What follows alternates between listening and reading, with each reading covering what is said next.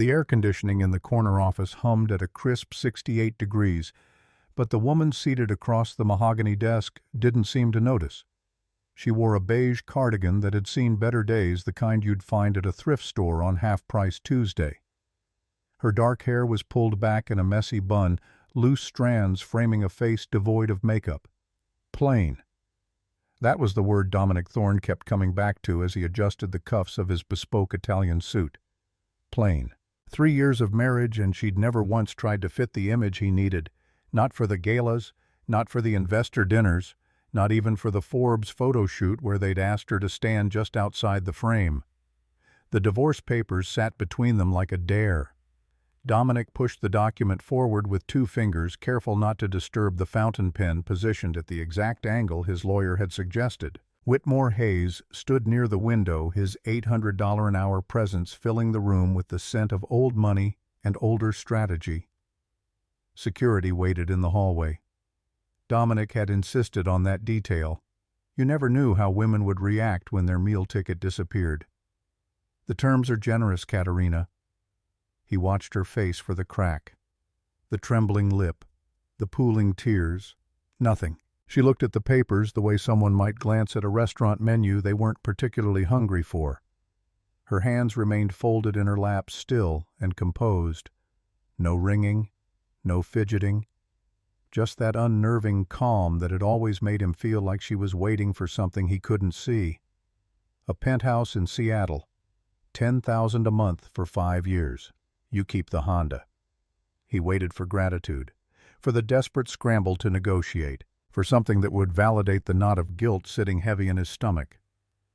I think that's more than fair considering the prenup you signed. Katerina finally looked up. Her eyes, usually a warm hazel that reminded him of autumn leaves, looked almost black in the dim lighting. She didn't blink. Vivian is moving in on Monday. The knife twisted easily.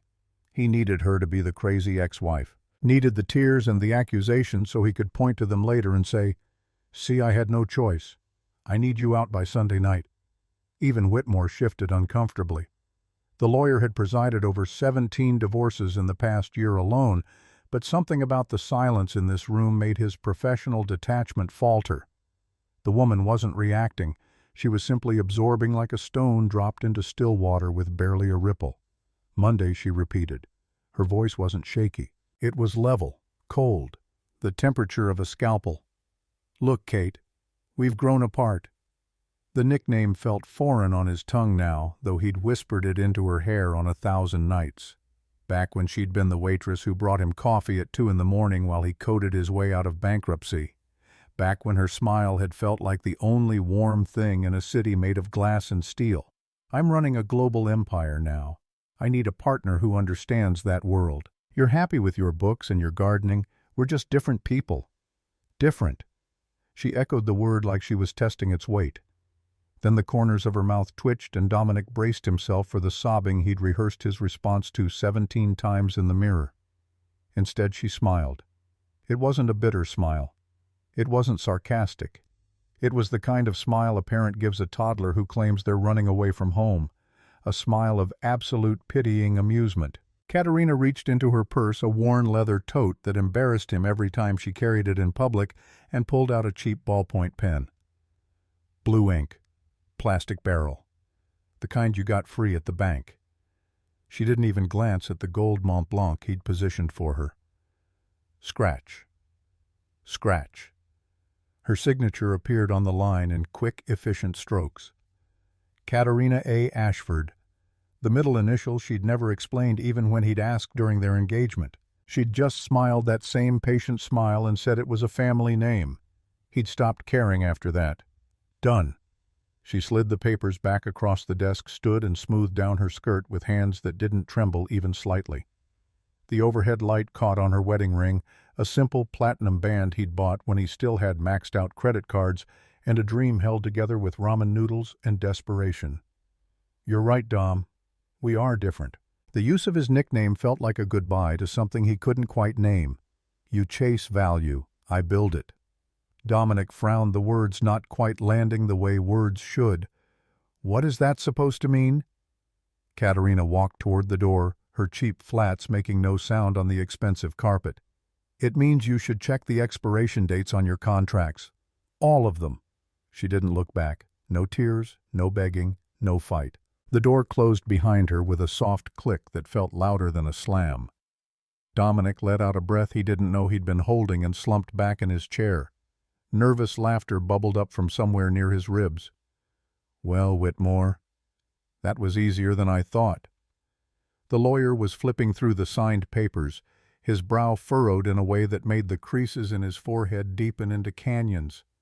"Mr. Thorne, did you ever ask her what the A in her middle name stood for?" Dominic waved a dismissive hand, already reaching for his phone to text Vivian the good news. "Anne. Alice. Something boring. Who cares, call Vivian. Tell her the penthouse is hers." But as Dominic looked out the window at the Manhattan skyline, his kingdom, his empire, his hard-won view, a strange knot tightened in his stomach. Katerina's smile haunted him.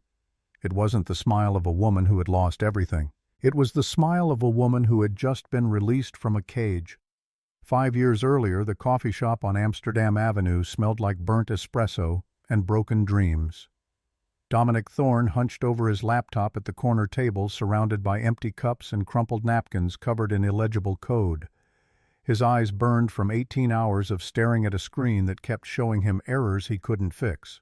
$400,000 in debt. A bankruptcy on his record from his college startup that had imploded spectacularly when his co-founder stole the code and sold it to a competitor.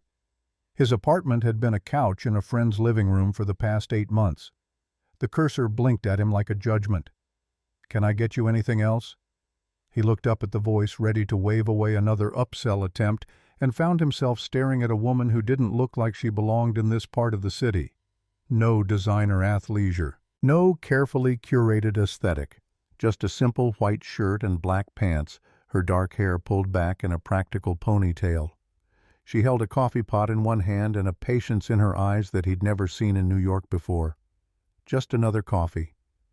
"Black." "Please."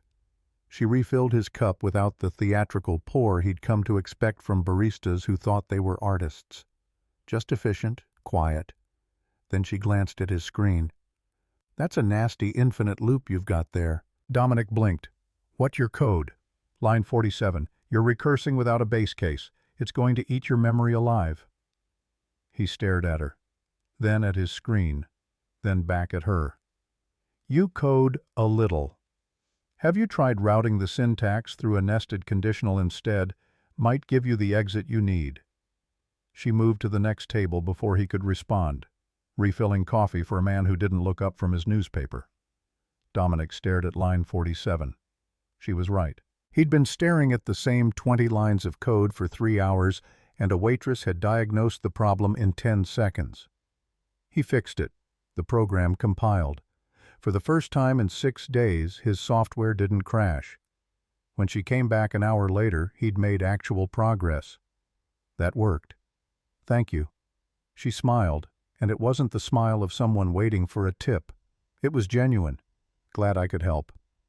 "What's your name, Katerina?" "Most people call me Kate. I'm Dominic." "Most people call me Broke." She laughed, and the sound was warm enough to thaw something frozen in his chest. "You don't look broke.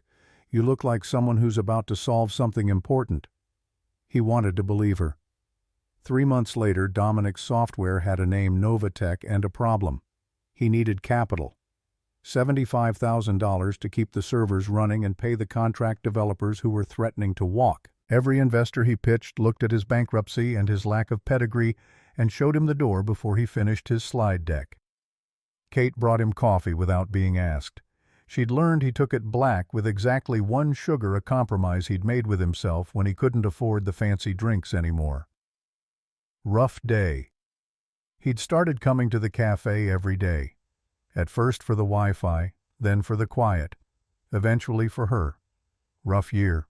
Rough life, maybe. She slid into the seat across from him without asking permission, something no one else in his life would have dared. Her shift had ended, he could tell by the absence of the apron, but she'd stayed. "Tell me about it." So he did. He told her about the bankruptcy, about the co-founder who'd betrayed him, about the algorithm he'd designed that could revolutionize data processing but that no one wanted to fund because he looked too young and too hungry and too desperate. He told her things he hadn't told his therapist back when he could afford therapy. She listened without interrupting, without offering empty platitudes. And when he finally ran out of words, she said something that changed everything. What if the answer isn't more investors? What if it's the right investor? What's the difference? One is a transaction. The other is a partnership. 2 weeks later, an angel investor named Whitmore Hayes contacted Dominic through an encrypted email. The message was brief. Someone had flagged his pitch deck as worth a second look. Would he be interested in a meeting? The investment came through on terms so generous Dominic almost didn't believe them. 0 interest, flexible repayment timeline. The only catch was a guarantor clause buried in the fine print, something about maintaining association with the primary guarantor to keep the favorable terms. Whitmore assured him it was standard, just a formality. Dominic didn't ask questions. He was too busy watching his bank account fill with enough money to keep Novatech alive. He told Kate about it over dinner at a restaurant he still couldn't afford, but insisted on anyway because she deserved more than coffee shop confessions. "Someone believes in you," she said, her smile soft in the candlelight. "That's worth more than money. I wish I knew who it was. I want to thank them. Maybe they don't want thanks. Maybe they just want to see you succeed." He reached across the table and took her hand.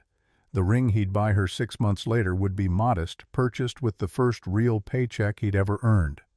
But in that moment, holding her hand in a restaurant where the menu had no prices, he felt richer than he'd ever imagined possible. What he didn't know, what he wouldn't know for 3 more years, was that Katerina had made a single phone call the day after their coffee shop conversation. A call to a man named Sterling Ashford, whose private equity firm controlled 17% of the rare earth mineral market, and who'd been waiting 27 years for his daughter to ask him for something. "Daddy, I need your help with something. But he can't know it came from me." Sterling Ashford had smiled into the phone, proud and sad in equal measure. "When do I ever tell your secrets?" "Kitten." The wedding was small. Dominic's friends from the tech world showed up in their startup casual jeans and blazers sneakers that cost more than suits.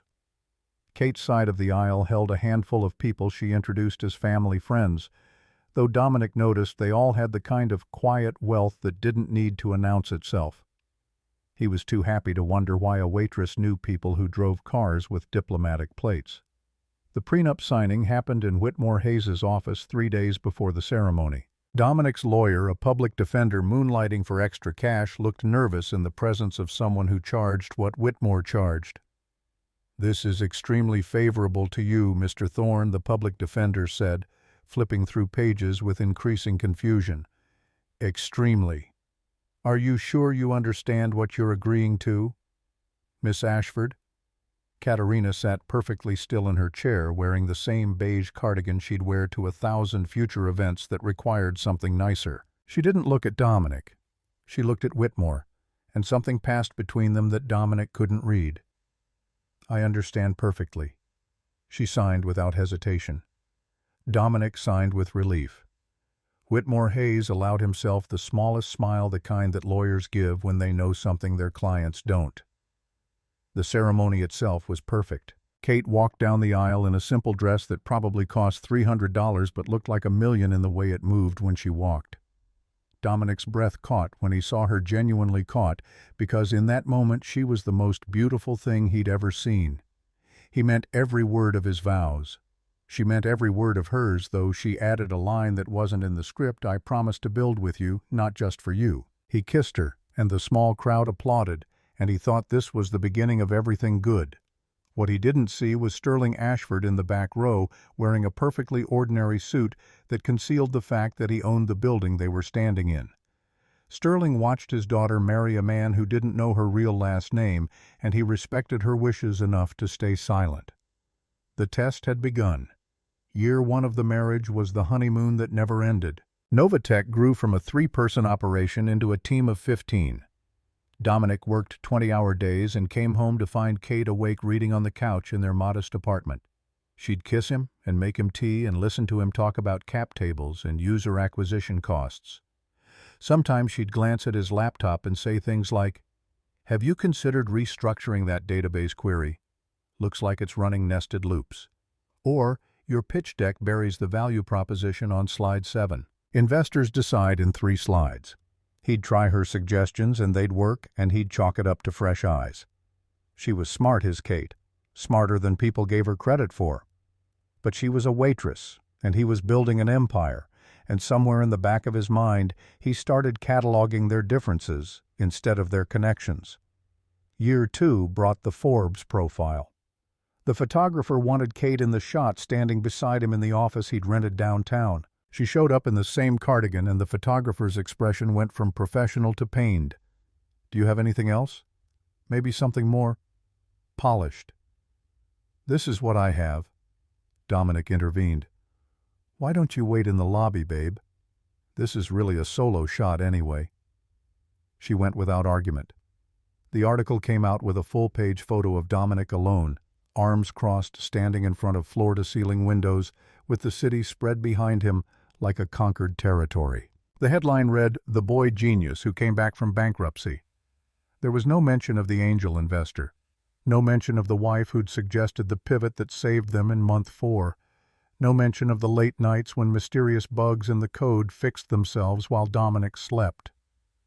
He framed the magazine cover and hung it in his office. Kate smiled when she saw it and said she was proud of him. He believed her because he wanted to. What he didn't know was that Kate had spent 3 nights that week debugging his flagship algorithm, the Nova Pulse processor that was generating interest from major manufacturers. She'd logged into his GitHub under a dummy account, K_Ashford_87, and committed fixes that made the code 40% more efficient. Dominic woke up those mornings, saw the improvements, and assumed he'd done it himself in a caffeine-fueled fugue state. He was a genius after all. The magazine said so. Year 3 arrived with a charity gala at the Met. Dominic's company was thriving. Venture capital firms were circling with acquisition offers, and he needed Kate to look the part. He bought her a dress, something sleek and black that cost more than their first month's rent, and asked her to please wear it. She did. She looked beautiful. But when they arrived at the gala surrounded by women in couture and jewels that required insurance riders, she looked out of place. Not because of the dress, because of the way she held herself. Quiet, unassuming, comfortable in silence while everyone else performed. That's when Dominic saw Vivian Drake. Vivian was everything Kate wasn't. Tall, blonde, commanding attention the way some people command armies. She wore a red dress that made photographers stumble over each other for the shot. She laughed loud and moved through the room like she owned it, which in a sense she did. Her family's name was on the museum's East Wing, Dominic Thorne. She said his name like it was a question worth asking. "That's me. I loved your Forbes profile. Tell me everything about this Nova Pulse thing everyone's talking about." Kate stood 3 feet away holding a glass of champagne she wasn't drinking, watching. Dominic caught her eye and saw something that might have been sadness, or might have been understanding, or might have been the exact moment she decided the test was over and he'd failed. He didn't notice. He was too busy basking in Vivian's attention. The affair started 2 weeks later. Dominic told himself it wasn't really an affair because he and Kate barely spoke anymore. He told himself he deserved someone who matched his ambition. He told himself a lot of things in the 6 months between the first kiss in Vivian's penthouse and the moment he asked Whitmore Hayes to draw up divorce papers. What he didn't tell himself was that Kate had known about Vivian from the first day, that she'd watched him make the choice she'd hoped he wouldn't make, that she'd already called her father's lawyer and said 3 words, "Execute the withdrawal." The divorce papers were a formality. The real ending had happened at the gala, when Dominic chose appearance over substance, performance over partnership, the woman who looked like success over the woman who'd built it. Kate signed the papers in Whitmore's office and walked out into the Manhattan afternoon. The black town car waiting at the curb had been there for 20 minutes. The driver opened the door without being asked. "Good afternoon, Miss Ashford." She slid into the leather interior and let the door close behind her, sealing out the noise of traffic and construction and Dominic's world. Her phone buzzed. A text from the same number that had arranged the angel investment 5 years ago. Ready? She typed 3 letters and pressed send. Yes. The car pulled away from the curb. In the back seat, Katerina Ashford removed the beige cardigan she'd worn like armor for 3 years and revealed the silk blouse beneath. She pulled her hair out of the messy bun and let it fall to her shoulders. She touched the platinum wedding ring she still wore and made a decision. She'd keep it, not as a reminder of love lost, but as a reminder of a lesson learned. You cannot save someone from themselves. You can only remove the scaffolding and see if they can stand. Behind her in the office, 73 floors above the street, Dominic Thorne called Vivian with the good news. The penthouse was theirs. His deadweight wife was gone. His life could finally begin. He had no idea it was already over. The penthouse on Fifth Avenue felt different with Vivian in it, larger somehow, more alive. She'd arrived with her Louis Vuitton luggage on Sunday evening exactly as planned and transformed the space in hours. Candles on every surface, throw pillows in jewel tones, her laughter bouncing off the floor-to-ceiling windows like champagne bubbles. Dominic watched her arrange orchids in the vase Kate had left behind. The only thing Kate had left behind, and felt vindicated. This was what success looked like. This was the life he'd earned. Monday morning arrived wrapped in expensive sheets, and the smell of coffee Vivian had ordered from a place that delivered in actual china cups. Dominic kissed her goodbye and headed to the office with the lightness of a man who'd finally shed weight he didn't know he'd been carrying. His CFO was waiting in the conference room with a laptop and an expression that made Dominic's stomach drop before a word was spoken. "We have a problem." Benjamin Cross had been with Novatech since the early days back when paychecks bounced and equity was the only currency they could offer. His loyalty was absolute. His panic was new. Aurora Capital pulled out. Dominic's brain stuttered over the words, trying to make them mean something other than what they meant. Pulled out of what, the IPO? They withdrew their underwriting commitment this morning. No explanation. Just a form letter citing concerns about Benjamin's fingers flew across the keyboard, pulling up an email that made Dominic's vision blur at the edges. Concerns about unstable leadership and ethical misalignment. That's insane. We had a signed term sheet. I had dinner with their VP 2 weeks ago. I know. But they were 60% of the deal, Dom. Without Aurora, the other underwriters won't touch us. The IPO is dead. Dominic sat down hard in the leather chair that had cost $8,000 and suddenly felt like cardboard. The IPO was supposed to value Novatech at $800 million. His personal stake would have been worth $200 million on paper. He'd already spent some of it in his head: the beach house, the Tesla, the investment portfolio that would make him untouchable. Call them. Get their CEO on the phone. This has to be a mistake. Benjamin's jaw tightened. I tried. They're not taking calls. The letter came from their legal department. Dominic's phone buzzed. A text from the bank. He almost ignored it, then saw the subject line urgent. Loan status change. His hands went cold. The message was corporate speak wrapped around a knife pursuant to Clause 7.3 of the original lending agreement. Full repayment of $12 million in outstanding business loans was now due within 30 days. The favorable terms, zero interest flexible timeline, were contingent upon the continued association of the primary guarantor with the borrower. Primary guarantor disassociation detected. Standard terms now apply. Dominic stared at the words until they stopped making sense. Who the hell is the primary guarantor? Benjamin was already pulling up files, his fingers shaking slightly as he typed. I'll check the original documents. Hold on. The office suddenly felt too small, too hot. Dominic loosened his tie and watched Benjamin's face go from confused to pale to something approaching horror. Dom, you need to see this.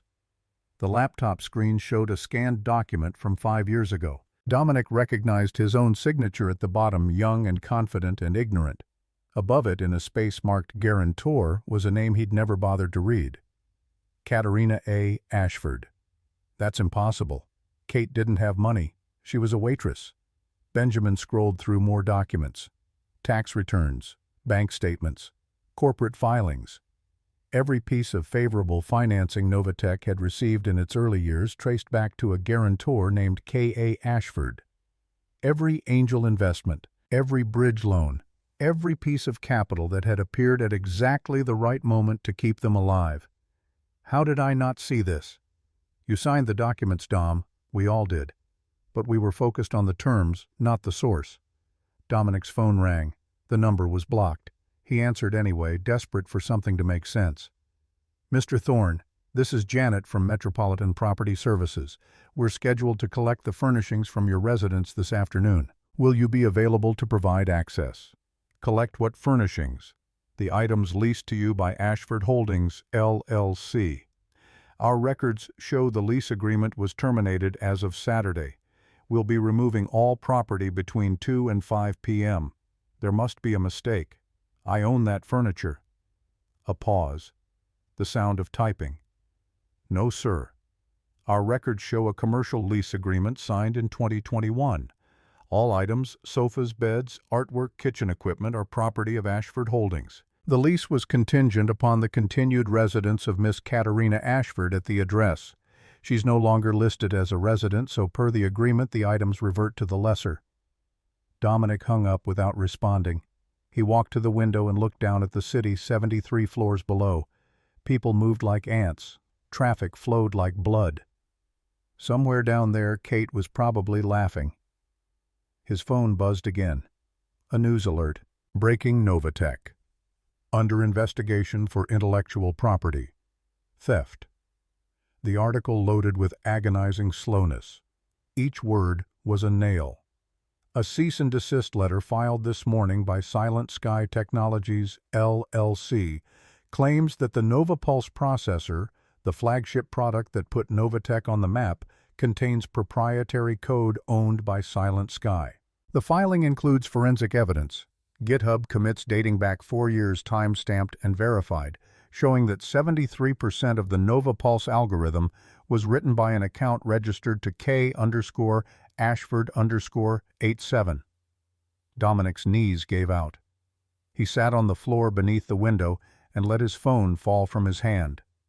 Benjamin appeared above him, backlit by the harsh office lighting. Dom, there's more. How can there be more? The patent for NovaPulse. It was never filed under your name. I filed it myself. In 2022. Benjamin's laptop appeared in Dominic's field of vision screen, glowing with the truth. You filed an amendment. The original patent filed in 2020 lists the inventor as Katerina Ashford. You're listed as a contributing designer, not the creator. A contributor. The memory came back in fragments. Late nights. Kate at the kitchen table with her own laptop saying she was just organizing some files. Dominic falling asleep on the couch, trusting her to lock up. Waking to find bugs in his code mysteriously fixed. Assuming he'd done it himself in a fugue state because he was a genius and geniuses did things like that. I'm not a genius. The words came out as a whisper. I'm a parasite. Benjamin said nothing. The truth was too heavy for comfort. By noon, Novatech's stock had dropped 34%. By 1 p.m., 3 senior engineers had submitted resignation letters. By 2 p.m., Dominic was sitting in his penthouse, his soon-to-be former penthouse, watching movers disassemble his life with the efficiency of men who'd done this before. Vivian stood in the bedroom doorway, her face a mask of disbelief. They're taking the bed. It's not ours. Apparently it never was. What do you mean it's not ours? You paid for this place. I paid rent. Kate paid for everything in it. Vivian's laugh was sharp enough to draw blood. Kate. The waitress. You're telling me your ex-wife owned all of this? Dominic didn't answer. The movers were wrapping the Ellsworth Kelly print that had hung above the sofa. $28,000, the gallery had told him when he'd admired it. Kate had smiled and said it would look nice in the living room. He'd assumed she was talking about aspiration. Now he understood she'd been talking about inventory. His phone buzzed. Vivian's credit card had been declined at Bergdorf Goodman, then again at the restaurant where she'd made lunch reservations, then a third time at the salon. Dom, what's happening? All our cards are coming back rejected. Our cards. She'd been using his accounts for 6 months, racking up charges he'd barely noticed because money had felt infinite when the IPO was pending. The accounts are frozen. The SEC is investigating. Vivian's face went through a series of expressions: confusion, anger, calculation. He watched her arrive at the decision before she spoke it. I can't do this. Can't do what? This, you. I didn't sign up for broke. She walked past him to the bedroom that would be empty in an hour, and started throwing clothes into a suitcase. Designer dresses he'd bought her when playing the role of billionaire boyfriend felt easy and right and true. She didn't fold anything, just grabbed and stuffed and zipped. We can fix this. I just need time to... Time. You don't have time, Dominic. You have debt and fraud investigations and a crazy ex-wife who apparently owned your entire life. She wasn't crazy. She was quiet. Vivian stopped packing long enough to laugh. Yeah, well, quiet turned out to be expensive. She left in a town car. His town car, the one he'd put on a corporate account that was probably also linked to some entity Kate controlled, and didn't look back. Through the window, Dominic watched her go and felt nothing. No heartbreak, no betrayal, just the hollow certainty that he'd traded something real for something shiny, and now he had neither. The movers finished at 4:30. The penthouse echoed. No furniture, no art, no evidence that anyone had ever lived there except for the indent marks on the carpet where the sofa had been. Dominic's phone rang. Benjamin again. Emergency board meeting.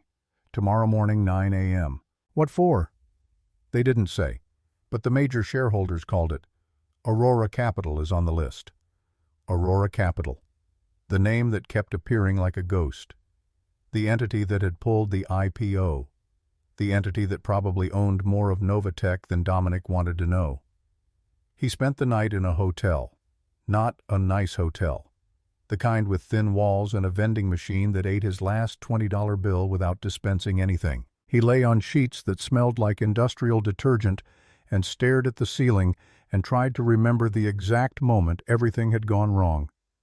The gala, Vivian's red dress, Kate's quiet disappointment, the choice he'd made without knowing he was making it. Morning came without mercy. Dominic put on the same suit he'd worn yesterday. His other suits were in a penthouse he couldn't access, and took the subway to the office because his corporate car account had been suspended. The train was crowded. He stood pressed against strangers who smelled like coffee and ambition and everything he used to feel. The boardroom was full when he arrived. Faces he recognized, faces he didn't. Lawyers in expensive suits, investors with poker faces. Benjamin sat at the far end of the table looking like he'd aged a decade overnight. Whitmore Hayes stood at the head of the table. Dominic's wedding lawyer, Kate's divorce lawyer, apparently everyone's lawyer. Mr. Thorne, thank you for joining us. Shall we begin? The vote took 4 minutes. 7 board members in favor of removal, 1 against Benjamin, loyal to the end. Dominic himself abstained because what was the point? The new interim CEO was a woman named Helena Cross, brought in by Aurora Capital to execute a turnaround. She didn't shake Dominic's hand, didn't acknowledge him beyond a brief nod, just started talking about restructuring and asset recovery and criminal exposure for patent fraud as if he weren't sitting right there. Security will escort you out, Mr. Thorne. Please surrender your access cards and company devices. The security guards were the same ones who'd waited in the hallway during the divorce signing. They looked apologetic but determined. Dominic handed over his badge, his laptop, his company phone. They gave him a cardboard box for his personal items. There weren't many.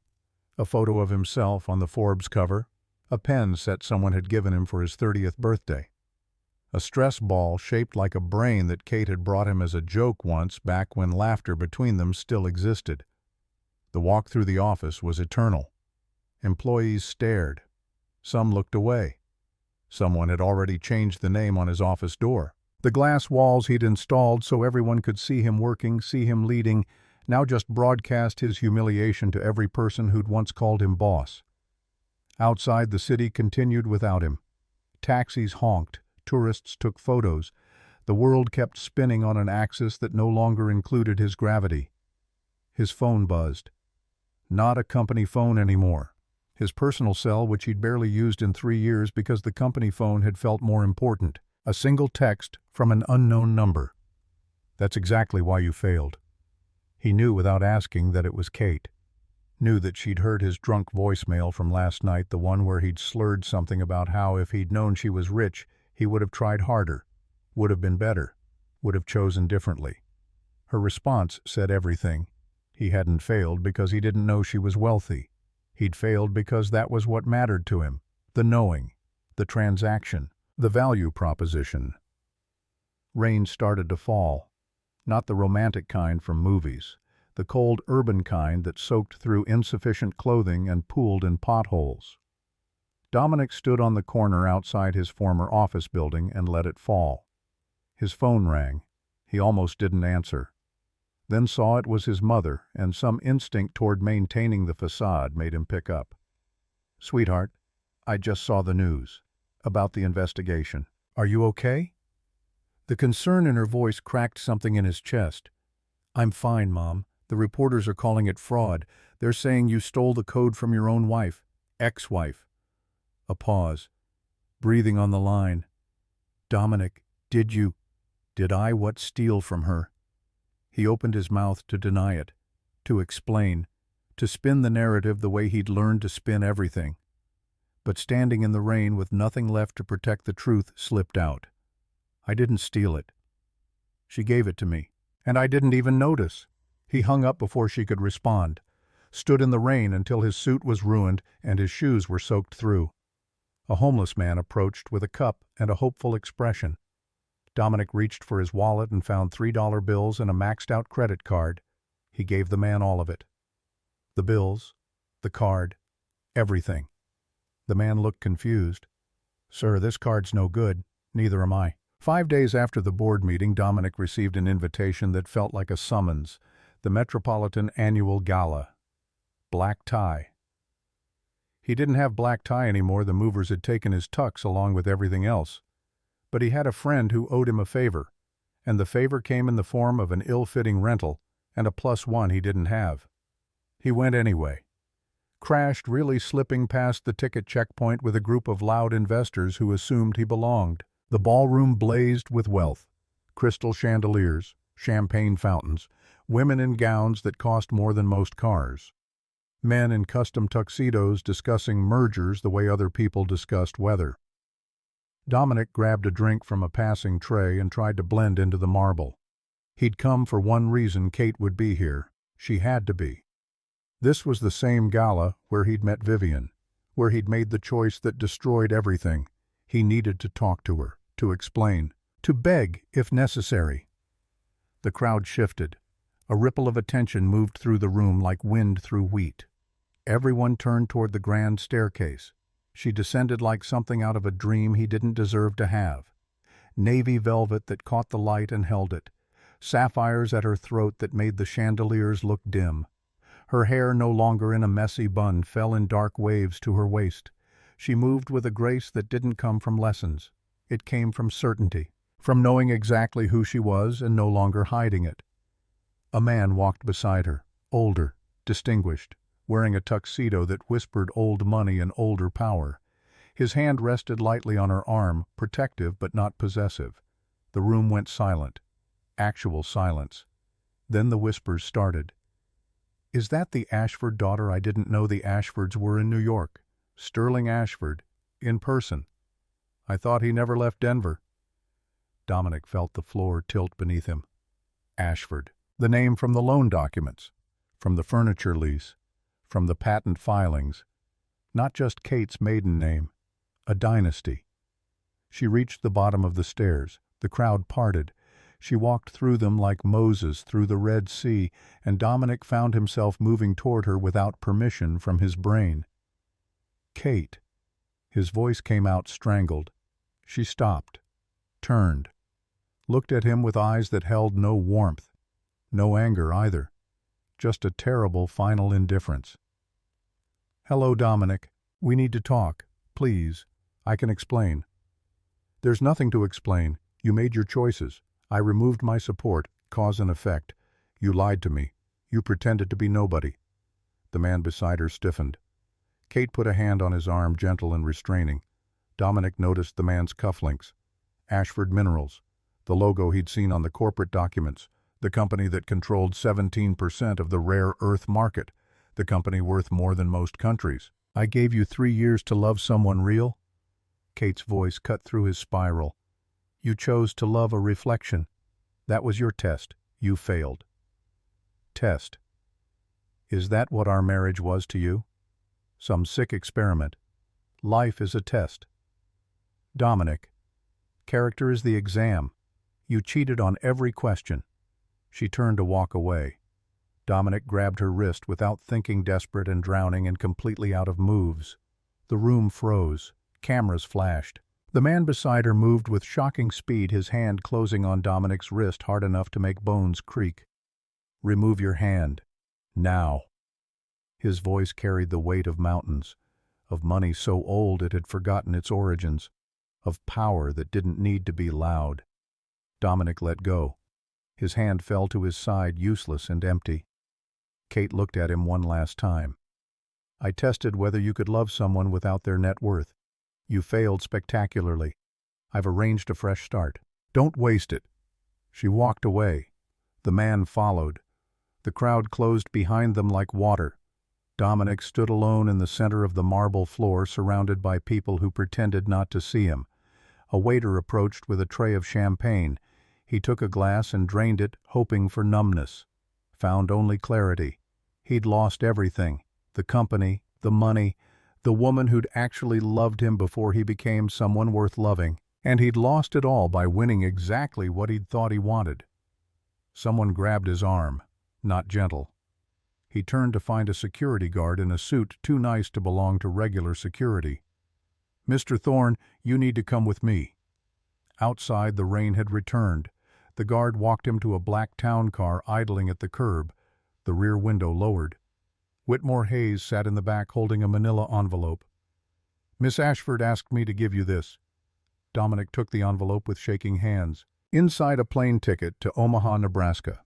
One way, a letter on cream-colored stationery, and a business card for a company called Tech Support Solutions. The letter was brief, handwritten in Kate's precise script. "Dominic, your skills are real. Your character needs work. The job pays $55,000 a year. Dental coverage starts after 6 months. It's honest work, more honest than what you've been doing. Build yourself, the real way this time. K.A." The car pulled away before he could respond. Dominic stood on the curb holding a ticket to a city he'd never wanted to see and a job that paid what he used to spend on watches. Behind him, through the museum windows, the gala continued. Kate stood on the mezzanine, visible for just a moment. She wasn't looking at him. She was looking at something beyond him. Something he couldn't see. Then she turned away, and the crowd swallowed her, and Dominic understood with crushing certainty that he would never see her again. Not as equals, not as anything. The Emperor had lost his clothes and discovered he'd been naked all along. The fluorescent lights in the Omaha call center hummed with the frequency of a migraine. Dominic Thorne, though his name tag read Mike Davis. A compromise he'd made with himself on the first day, when seeing his real name felt like wearing a target, sat in a cubicle that measured 5 feet by 5 feet and contained everything his professional life had become. A computer from 2019, a headset that pinched his ears, a script taped to the fabric wall that began with the words, "Thank you for calling Tech Support Solutions. My name is Name, and I'll be happy to assist you today." 6 months. He'd been here 6 months, and the script still felt like swallowing glass. The phone beeped. Another call. He tapped the button and forced his voice into the shape of helpful competence. "Tech Support Solutions. This is Mike. How can I help you today?" "My internet is down and I'm losing money every second. Do you know who I am?" Dominic's hand hovered over the keyboard. He knew exactly who this man was. A nobody. Just like Dominic. Just like everyone who called this number desperate for someone to fix a problem they couldn't solve themselves. "I understand your frustration, sir, Have you tried unplugging your router and waiting 10 seconds before plugging it back in? Of course I did that, you idiot. I want to speak to your manager. My manager is currently in a meeting, sir, but I can initiate a remote diagnostic that should fix it now. What kind of incompetent company is this? Dominic stared at the screen. He could fix it, could see exactly where the packet loss was occurring, could write a script in 30 seconds that would automate the solution not just for this customer, but for everyone in his neighborhood experiencing the same issue. He'd built software that had been valued at $800 million. This was child's play. But he wasn't allowed to write scripts. He was level 1 support. He was Mike Davis. He earned $16 an hour and had exactly zero authority to do anything except follow the laminated instructions taped to his cubicle wall. I'm initiating a remote reboot now, sir. Please hold. He clicked the button, waited, watched the diagnostic run through its paces. The customer's connection stabilized. Problem solved. A shadow fell across his desk. Tyler Morrison, 24 years old, assistant supervisor, too much gel in his hair and too much power in his title. Hey Mike, handle times. You're averaging 6 minutes per call. Target is 4. The customer had a complex routing issue. I fixed it. Doesn't matter. Protocol says if it takes longer than 5 minutes, you escalate to level 2. Stick to the script, okay? We don't pay you to think. Tyler walked away, popping gum, leaving behind the scent of cheap cologne and cheaper authority. Dominic stared at his computer screen and felt laughter building in his chest. The bitter kind. The kind that tasted like irony and failure. We don't pay you to think. He used to pay people 10 times Tyler's salary just to fetch coffee.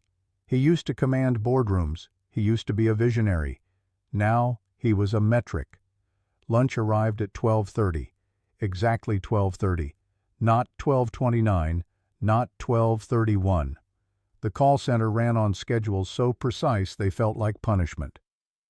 Dominic took his brown paper bag, peanut butter sandwich, apple bottle of water to the break room. It was a grim space. Vending machines that stole quarters. Microwave that smelled like burnt popcorn and broken dreams. TV mounted in the corner permanently tuned to the financial news network. He sat alone. The other employees avoided him. He'd heard the whispers. Intense guy. Thinks he's better than us. Keeps to himself. They weren't wrong. He did think he was better. Had thought. Was trying to stop thinking. The mental correction exhausted him. The TV droned on about markets and mergers. Dominic unwrapped his sandwich and tried to care about eating. His phone, a prepaid burner he'd bought at Walmart, buzzed with a news alert. Tech world holds breath for global unveiling of ether system. He almost dismissed it. Almost.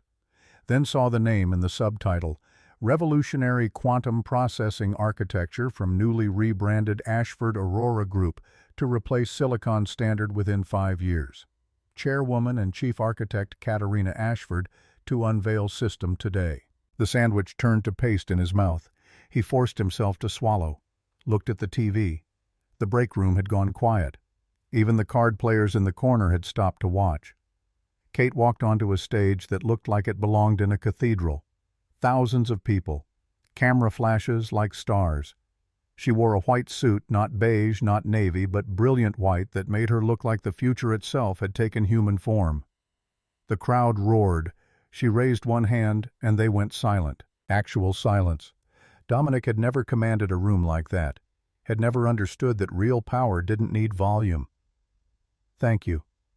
Her voice came through the TV speakers clear and strong. For years, the tech industry has been obsessed with speed, with flash, with the next big thing.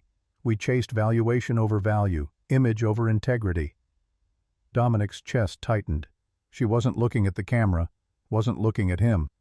But he felt the words land like arrows. I learned the hard way that you cannot build a skyscraper on a foundation of sand.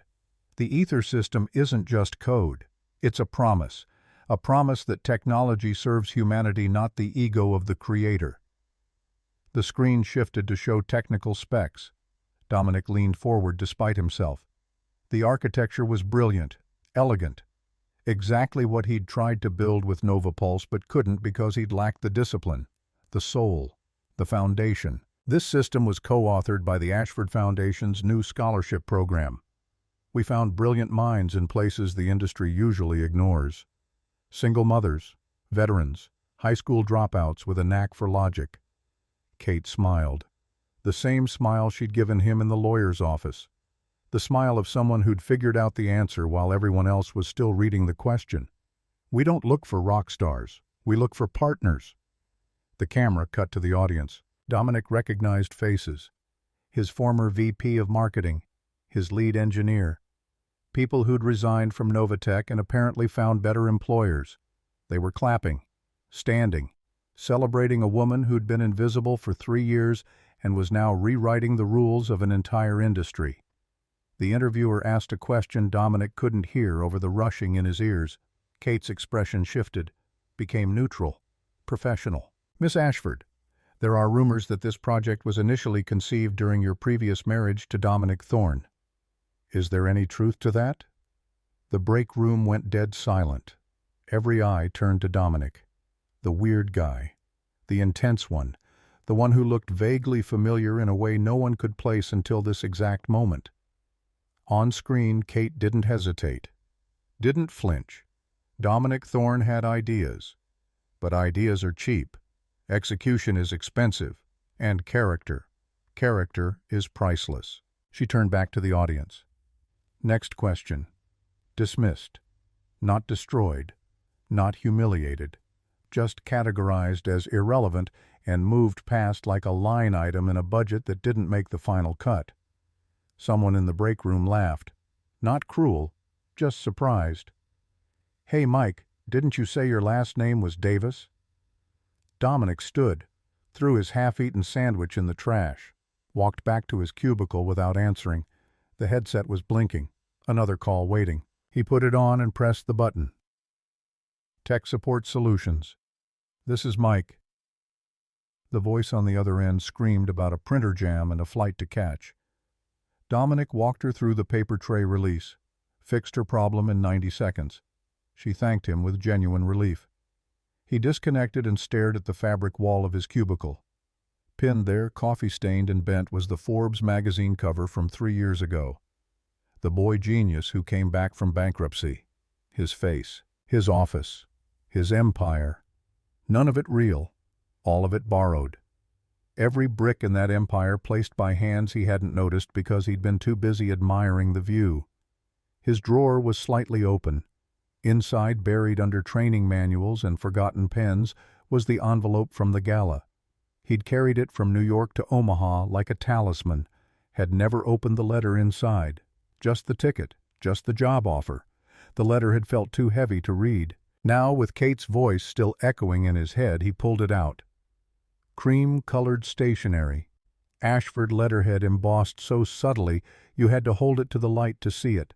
Her handwriting in black ink. Dominic. You always asked why I didn't tell you. You thought it was a test. It wasn't.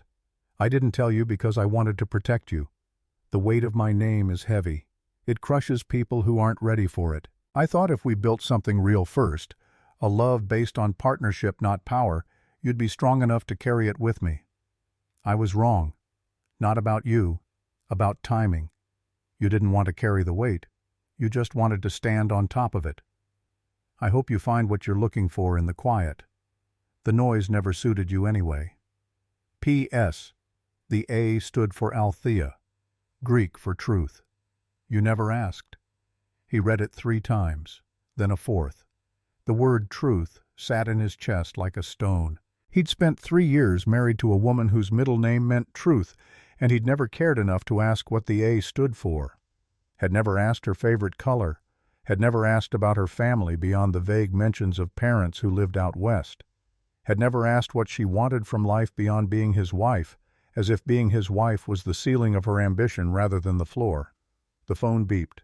Another call. He let it ring twice before answering, and in those 2 seconds he made a decision that felt like the first honest choice he'd made in years.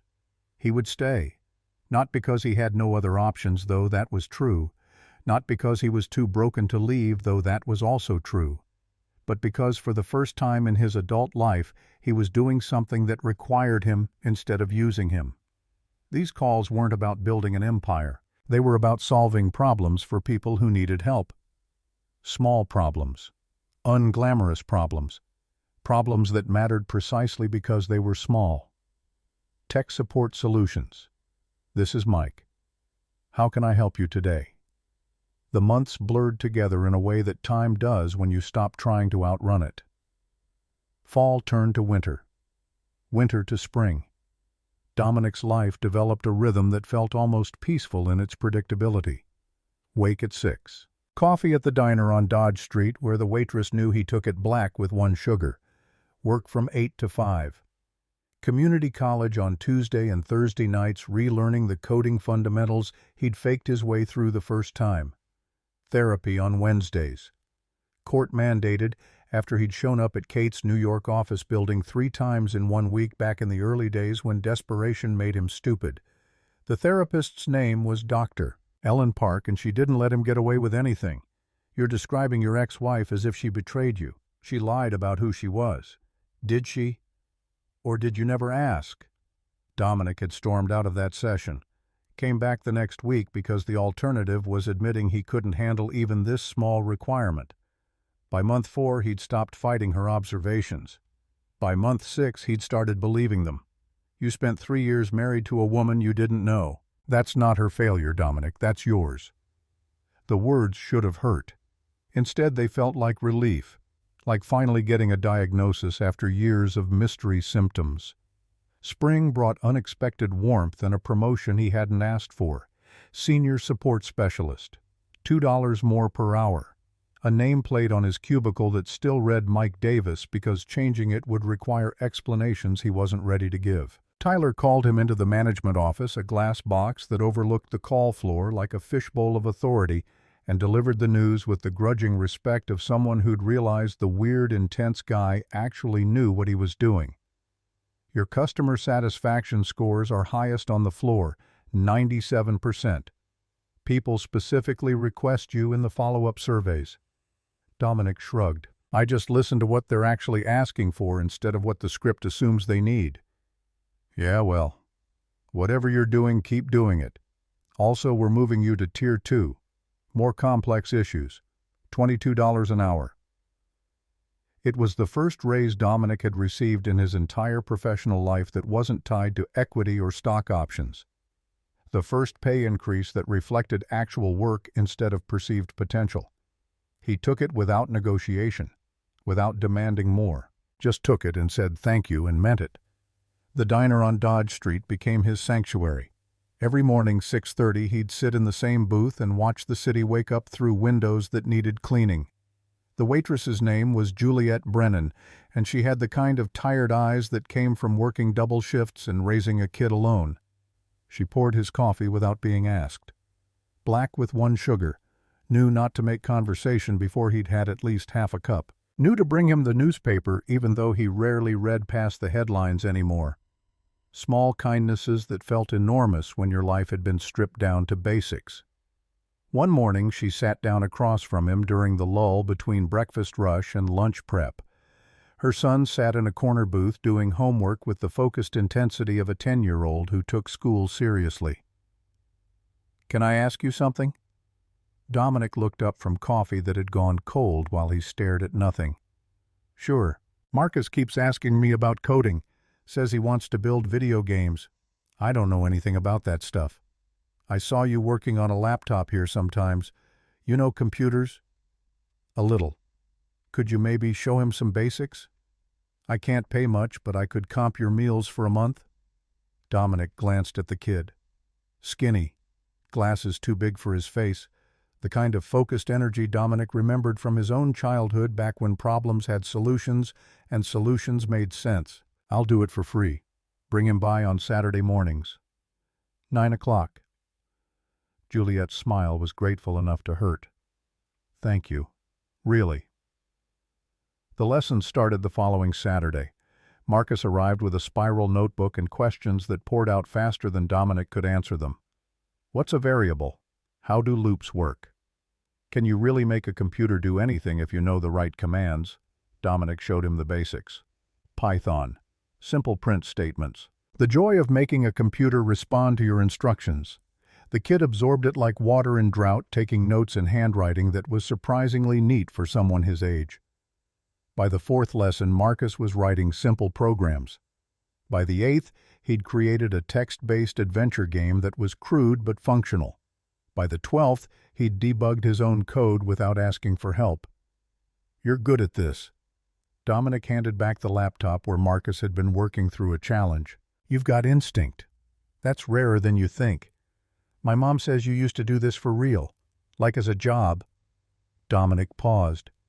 Juliet must have Googled him, must have found the articles. The Forbes profile, the fraud investigation, the spectacular fall. She'd never mentioned it, and he appreciated the discretion more than she probably knew. "I did, a long time ago."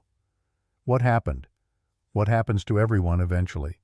I got distracted by the wrong things." Marcus considered this with the seriousness children bring to concepts they don't fully understand, but know are important. What were the right things? Dominic looked at the code on the screen. Clean. Functional. Built to solve a problem instead of impress an audience. This. Helping people. Building something that works instead of something that looks good. The kid nodded like this made perfect sense. "Can I show you what I'm working on at home?" He pulled out his phone, a hand-me-down Android with a cracked screen, and showed Dominic a project that made something in his chest crack open. A simple app to help his mom track her shifts and tips. Color-coded calendar. Automatic calculations. Basic but thoughtful. I wanted to make something useful, not just fun. Dominic had to look away for a moment. When was the last time he'd built something because it was useful? Because it helped someone instead of elevated him? "This is really good, Marcus. Your mom is lucky to have you." The kid beamed, and Dominic felt something he hadn't felt in over a year. Purpose that didn't require an audience.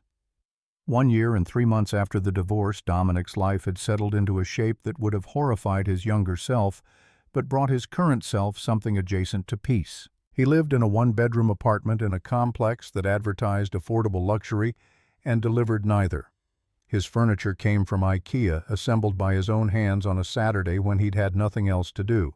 His clothes came from Target. His car, when he finally saved enough for one, was a used Honda Civic with 140,000 miles and a check engine light that came and went like a cryptic oracle. He made $68,000 a year between his call center job and the weekend coding classes he'd started teaching at the community center. It was less than he'd spent on watches in his Novatech days. It was enough. Juliet had become something like a friend. Then, something more than a friend. Then one night after Marcus had fallen asleep on her couch during a movie, something that made Dominic's chest tight with a feeling he'd forgotten how to name. She kissed him first. Gentle. Uncertain. Giving him space to say no. He didn't say no. Their relationship developed with the slow certainty of people who'd both been burned and learned caution. No grand gestures. No expensive restaurants. Just coffee at the diner. Walks in the park while Marcus ran ahead chasing geese. Quiet evenings watching terrible reality TV and making fun of the contestants. The comfortable, mundane intimacy of real life instead of the performed intimacy of his previous marriage.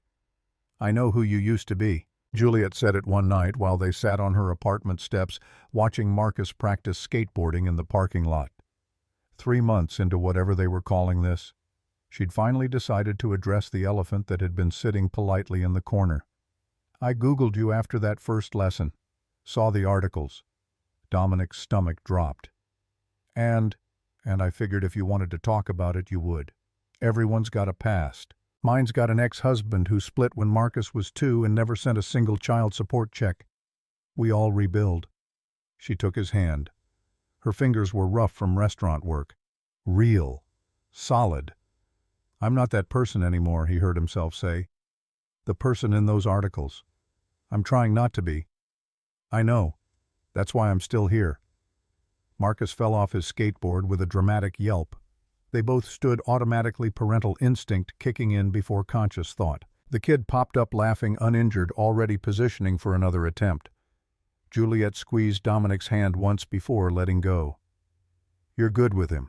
He doesn't let people in easy, but he trusts you." The words sat in Dominic's chest like warmth, like something he wanted to be worthy of. 18 months post-divorce. The news arrived via the same channel that had delivered Kate's quantum system announcement. Dominic was in the break room eating lunch, upgraded now to actual leftovers from Juliet's cooking instead of peanut butter sandwiches, when the TV lit up with breaking news. Ashford Foundation announces $100 million donation to coding education. Kate appeared on screen, not at a podium, in a classroom, sitting with teenagers who looked like they'd never imagined someone like her would sit with them. She wore jeans, a simple sweater, her hair back in a ponytail, looking more like the woman Dominic had married than the powerhouse who'd launched Ether. The reporter asked the obvious question. Why education? Why coding specifically? Because the best programmers I ever met didn't come from Stanford or MIT. They came from coffee shops and community centers and places where talent grows in the cracks of the system. We lose genius every day because we only look in the obvious places. The foundation has a name: the Silent Architects Initiative. The reporter seemed confused by the phrase. "Can you explain the name?" Kate smiled. "Small, private, for those who build in the shadows. For the invisible infrastructure that holds empires together. For everyone who's ever created something important and watched someone else take credit. For those who build in the shadows." Dominic set down his fork, looked at the TV, at Kate teaching a teenager about variables and loops and the power of making machines think. She was doing for strangers what she'd done for him, seeing potential, nurturing it, asking nothing in return except that they build something real. His phone buzzed. A text from Juliet. "Are you seeing this?" He typed back. "Yeah." 3 dots appeared. Disappeared. Appeared again. "She's giving you permission, you know." "Permission for what?" "To forgive yourself. To build again. To be the person she saw in you even when you couldn't see it." Dominic stared at this message until his vision blurred, then typed the only response that felt true. "I don't know if I deserve it." Juliet's response came immediately. "Deserve has nothing to do with it. You either do the work or you don't. She's showing you what the work looks like." On screen, Kate was laughing with a student who'd just written her first successful program. The joy on both their faces was genuine, unperformed, the kind of happiness that came from progress instead of achievement. Dominic saved the news article, bookmarked the foundation's website, and made a decision that felt like the first brick in a foundation he'd build himself, this time with his own hands on ground he'd earned. 3 years after the divorce, Dominic married Juliet in a ceremony so small it barely qualified as an event. Justice of the peace. Marcus as the ring-bearer taking the job with solemn seriousness. Juliet's sister as the witness. No photographers, no guests beyond the essential, just 2 people making a promise to build something together instead of for each other. The vows were simple, traditional. But when Dominic said "I do," he meant something different than he'd meant the first time. Not "I do take you to complete my image." Not "I do accept you as an accessory." Just "I do choose you every day in the quiet moments when no one's watching." They moved into a house, small, starter home in a neighborhood where kids rode bikes in the street and people knew their neighbors' names. The mortgage was manageable. The lawn needed mowing every week. The garage flooded every spring. It was perfect. Marcus got his own room, decorated it with posters of video games and a desk where he coded late into the night, creating projects that Dominic helped debug but never directed. The kid had his own vision. Dominic's job was just to teach him the tools. The coding boot camp Dominic had started at the community center grew. 10 students, then 20, then 50. Kids from neighborhoods where opportunity was a rumor instead of a given. He taught them for free, funded the equipment from his salary and occasional donations from local businesses who appreciated what he was building. One student, a 17-year-old girl who'd taught herself Python from library books, won a national competition, got a full scholarship to MIT, sent Dominic a thank you note that he kept in his wallet next to Kate's letter. You showed me that code is about solving problems, not proving you're smart. That changed everything. Thank you. The boot camp's name came from Marcus suggested one night over dinner when Dominic was complaining about paperwork for the nonprofit status. What about foundation code, like teaching the foundation, the basics, but also like a foundation that supports people? Dominic looked at Juliet. She shrugged. Kid's got a point. Foundation code it was. The first major donation came from an anonymous source, $25,000. Enough to upgrade equipment and rent actual space instead of borrowing the community center on off hours. The bank transfer came with a note, for those who build in the shadows. Dominic knew immediately, didn't acknowledge it, didn't reach out, just used the money exactly as intended and sent a thank you note to the foundation's public address. Professional, grateful, nothing personal. 2 weeks later, another donation. This time, $50,000. Same note, same silence. She's watching, Juliet said one night as they reviewed the foundation's budget. Making sure you use it right. Dominic nodded. He was using it right. Teaching kids who looked like he'd looked at their age. Hungry, talented, convinced they had to be flashy to be worthy. Showing them a different path. The one where you build value instead of chasing it. The news alert came on a Tuesday morning while Dominic was helping Marcus debug a particularly tricky function. His phone buzzed with the kind of insistence that meant something big had happened. Katerina Ashford named Time Person of the Year. The article detailed her empire. Ashford Aurora now controlled 30% of global quantum computing. The Ether system was being adopted by governments and corporations worldwide. The Silent Architects Initiative had funded education for over 10,000 students. She'd revolutionized 3 industries and done it without sacrificing the people who worked for her. Average employee tenure at Ashford Aurora was 7 years highest in the tech sector. There was a quote. Brief. Kate standing in her office overlooking what the caption identified as downtown Denver, though her focus wasn't on the view. Success isn't about building the tallest tower. It's about building something that stands after you're gone. The photo showed her alone. No husband, no partner. The article mentioned she'd never remarried, though she'd been linked to several high-profile figures over the years. None of the relationships had lasted. She was married to her work, one anonymous source said. She's married to building things that last. Dominic showed the article to Juliet that evening.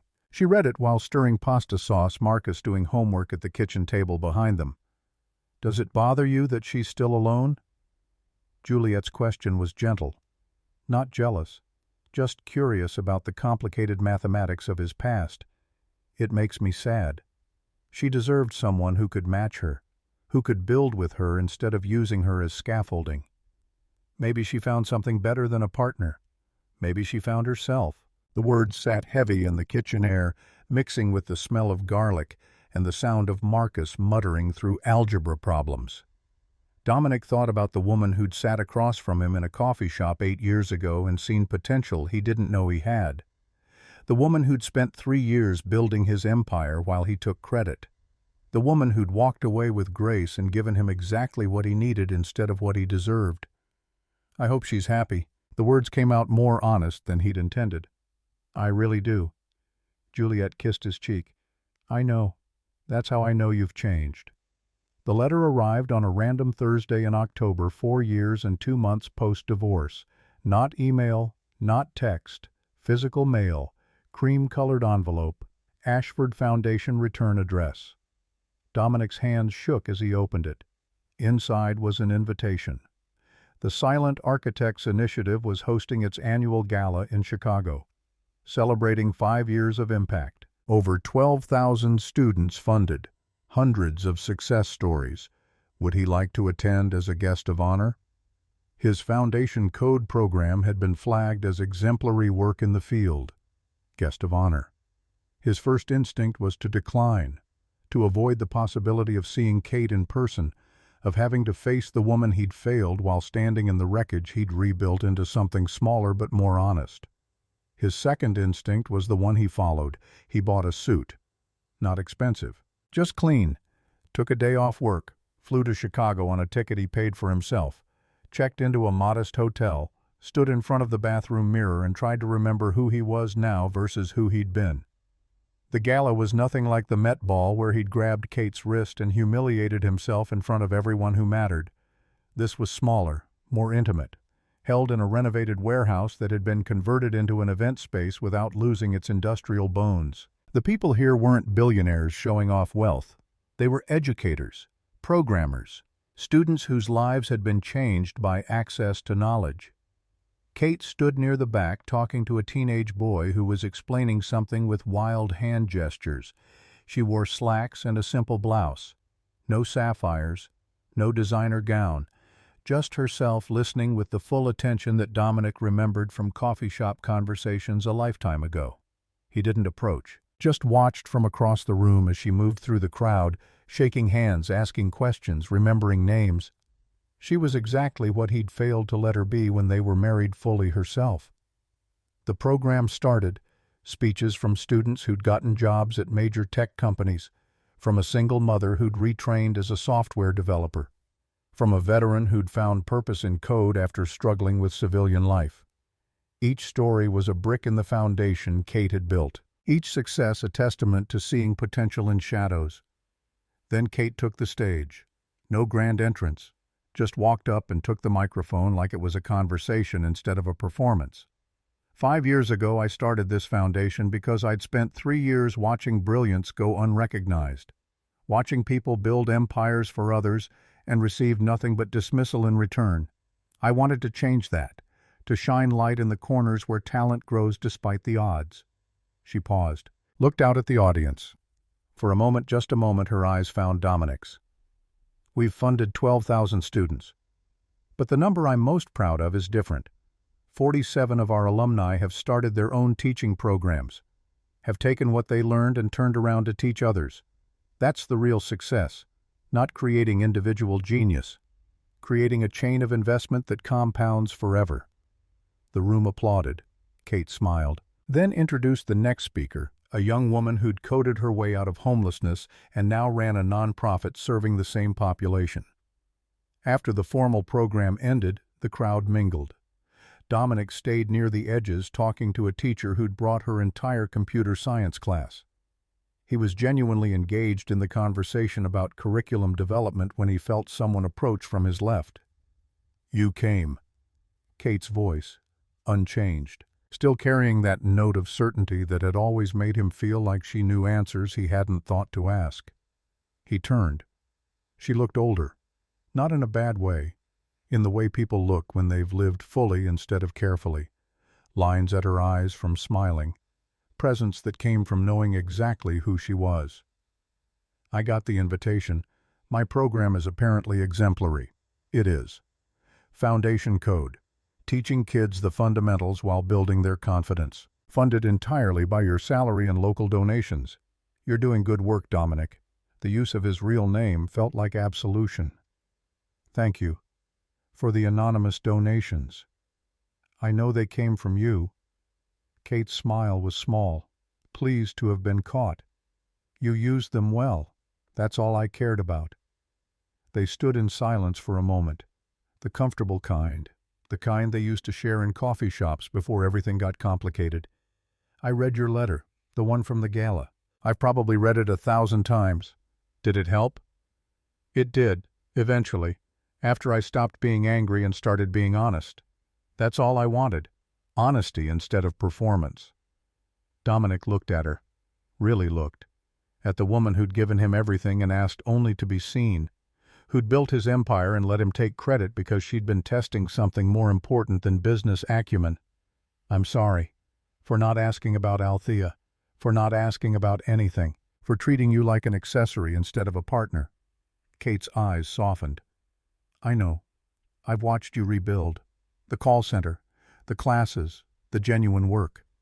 You became what I hoped you could be. It just took losing everything first. Was it worth it?" The test.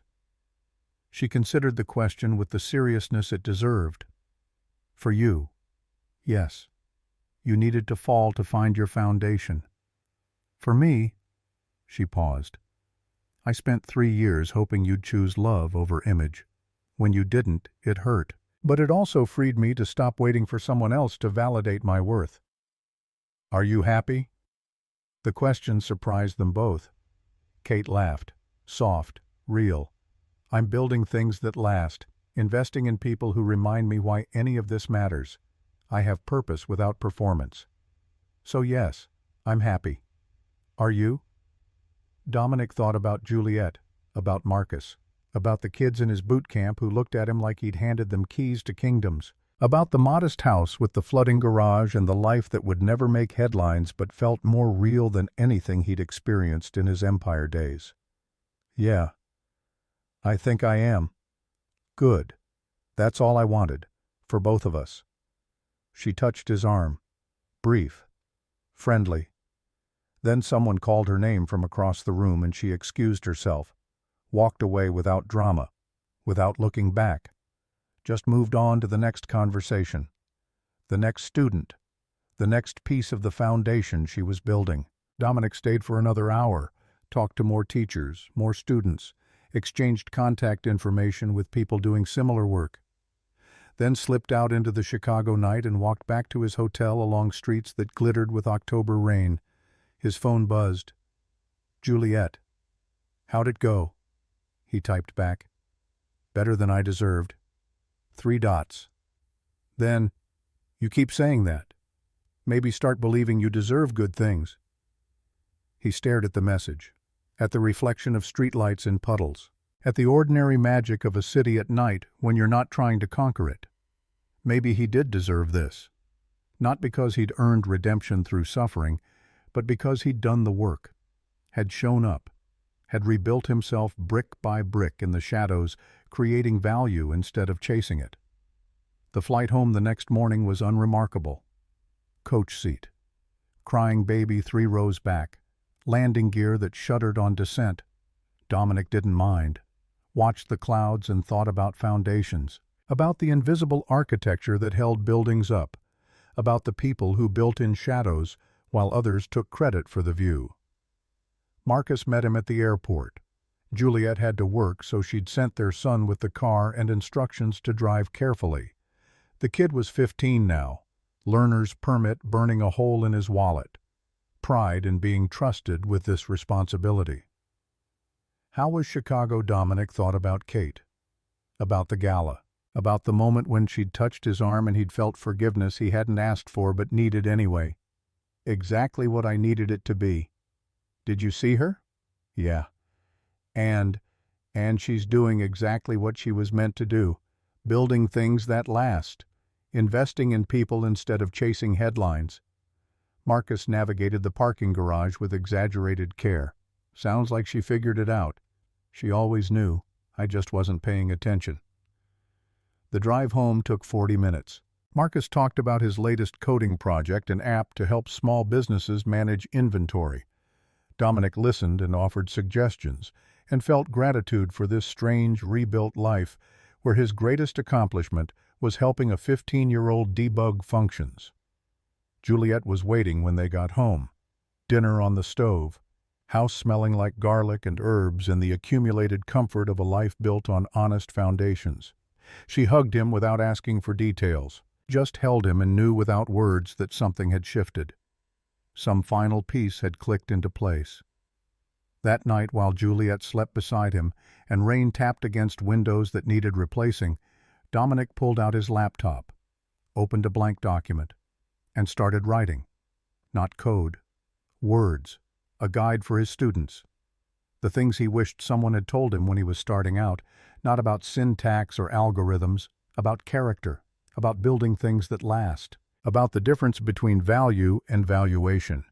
He wrote until 2 a.m., then 3, the words pouring out like confession, like testimony, like a map drawn by someone who'd gotten lost and found the way home through failure and humility and the patient investment of people who saw potential in shadows. The document's title came to him as the sun started to rise, Building Foundations, a guide for programmers who want to create value instead of chasing it. He saved it, sent it to 3 students who'd asked for career advice. then closed the laptop and went to bed, falling asleep with the satisfaction of having built something useful instead of impressive. Outside Omaha woke up to another ordinary day.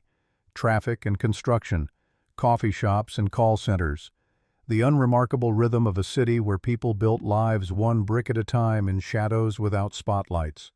Somewhere in Denver, Kate was probably already awake, running her empire, teaching students, building foundations that would outlast buildings. She'd never know that Dominic had finally learned the lesson she'd tried to teach him 8 years ago in a coffee shop on Amsterdam Avenue. Or maybe she did know. Maybe that was why she'd funded his boot camp anonymously, why she'd invited him to the gala, why she'd touched his arm and said, "You became what I hoped you could be," with the gentle finality of a teacher releasing a student into the world. The greatest love isn't possession, it's liberation. Dominic had read that quote somewhere, couldn't remember where, didn't matter. He understood it now. Kate had loved him enough to let him fall, to remove the scaffolding and see if he could stand. And when he'd fallen, she'd loved him enough to leave him there until he learned to rebuild himself. He'd built a smaller life, a quieter life, a life that would never make headlines or inspire magazine covers. But it was his, built on foundations he'd poured himself. Honest work, genuine connections, value created instead of chased. Two paths diverged. One learned to fly, one learned to walk. Both found their truth. And in the space between them, between the empire and the call center, between the penthouse and the starter home, between the woman who built dynasties and the man who taught teenagers to code, lived the possibility that redemption wasn't about returning to who you were. It was about becoming who you needed to be all along. Dominic Thorne had been a genius, a fraud, a parasite, a failure. Now he was just a man, teaching kids, loving his wife, showing up, building in shadows while others claimed the view. It was enough. More than enough. It was everything.